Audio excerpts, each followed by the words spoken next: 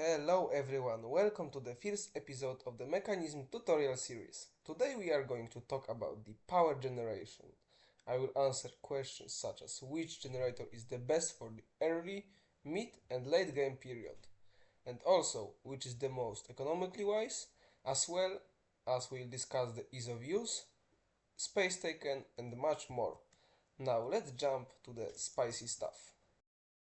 In the Mechanism mod, we have the heat generator, solar generator, advanced solar generator, wind generator, biofuel generator, and gas burning generator. Besides that, of course, we have reactors and turbines, which I will cover in another video separately and in comparison with the extreme reactor mod. So we'll not take care of this problem in this video. Now I am going to cover all of the generators, starting from the heat generator. As you can see, this generator have two modes. One mode is with fuel, coal, wood, lava, etc. and the other one is the passive mode. As you can see, when I put coal inside, it will generate power. But in my honest opinion, it is shit. Because the maximum output of the energy when you will heat up the generator will be 96 force energy per tick. So it isn't that much, and if you try the passive mode, it will generate up to 29 force energy per tick, and it requires no fuel. So in my opinion, if you want to use this generator, start from the passive setup and do not waste any fuel on this. But honestly, you shouldn't use the generator past the early game. It won't suit your needs and it won't be enough to power all of your machines. Another generator is the solar generator. As you can see, it can generate up to 18 force energy per tick, so a bit less than the heat generator on the passive mode, but still it is fully passive and requires much less space. But the biggest con of this generator is of course that it will not work during the night. So you choose yourself. Another generator is the advanced solar generator.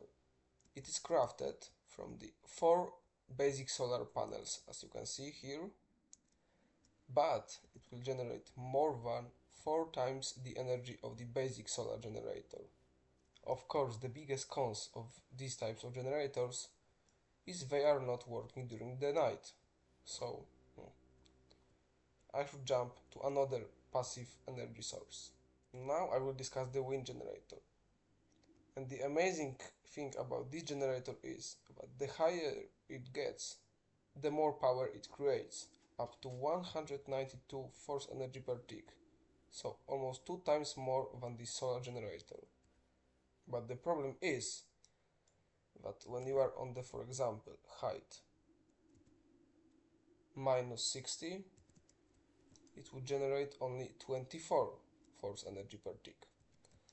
So my advice is, if your base is located in the mountains, you should use the wind generator, and if lower, you should choose between the advanced solar generator and between the wind generator, depending on your needs and your choice.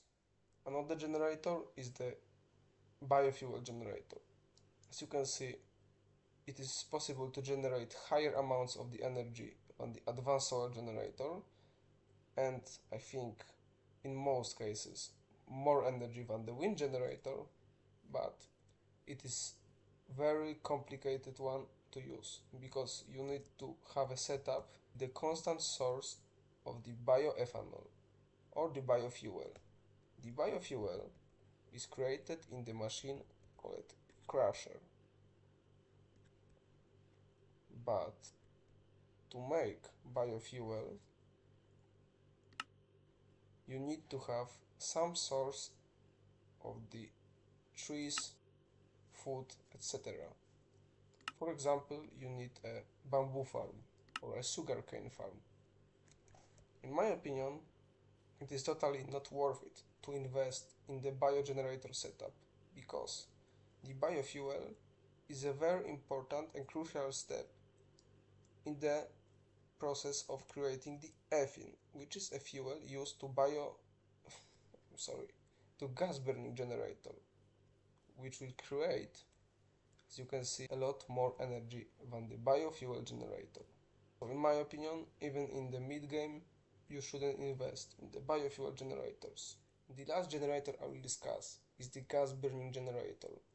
In my opinion, it is the best setup for the mid and late game, and if you make it big enough, you won't even need the reactor chambers or the fusion reactor, etc. Gas burning generator will suit all of your needs, but to make it, you need to have ethane, and ethane is made out of biofuel and hydrogen. In another video, I will cover a setup, the perfect setup for the gas burning generator, so stay tuned. The gas burning generator can create up to 72 kilo-FA per tick, which is equal to 7200 force energy per tick. So all of the previous generators combined aren't even close to the possibilities of the gas burning generator. I think the choice is obvious. In the mid and late game, choose the gas burning generator.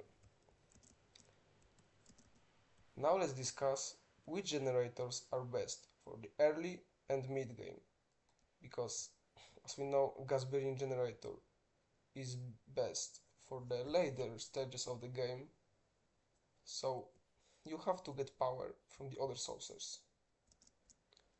In the very early game, I would use the heat generator. In my opinion, the passive mode is very good for the beginners, and it is very cheap to create a heat generator. Then I would switch on to the windmill or to the solar generator, of course advanced solar generator, because the basic ones are shit.